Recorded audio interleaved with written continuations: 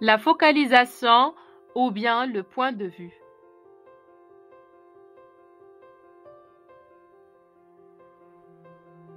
Le point de vue du narrateur est sa façon de voir, de percevoir et de raconter les événements. Tout d'abord, il faut faire la différence entre l'auteur et le narrateur. L'auteur est la personne qui a écrit le texte. Le narrateur est celui qui raconte l'histoire. Le narrateur peut être interne, il fait partie de l'histoire, ou bien externe, il ne fait pas partie de l'action qu'il raconte.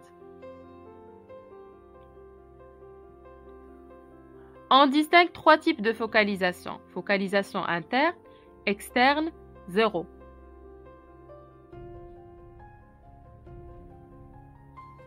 Focalisation interne permet au lecteur de voir et de percevoir les événements que vit le narrateur. Quand un narrateur a un point de vue interne, il n'a accès qu'à sa propre intériorité, aux événements auxquels il assiste. Il connaît son passé et son présent, mais pas son futur. De plus, il n'a accès qu'à ses pensées, à ses émotions. Dans le cas d'un narrateur au point de vue interne, le narrateur en sait autant que le personnage lui-même.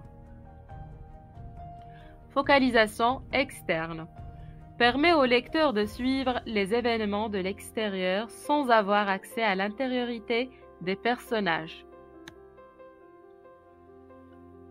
Quand un narrateur a un point de vue externe, il agit comme une caméra le fait. Il est uniquement témoin des événements. Il s'agit d'une description très neutre, sans jugement ou opinion.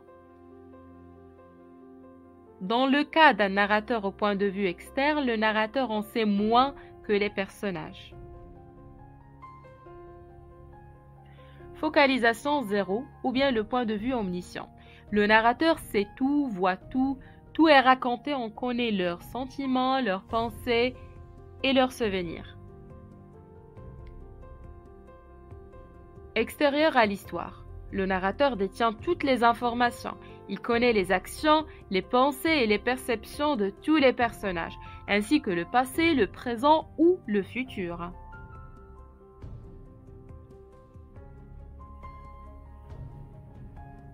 Dans le cas d'un narrateur au point de vue omniscient, le narrateur en sait plus que les personnages.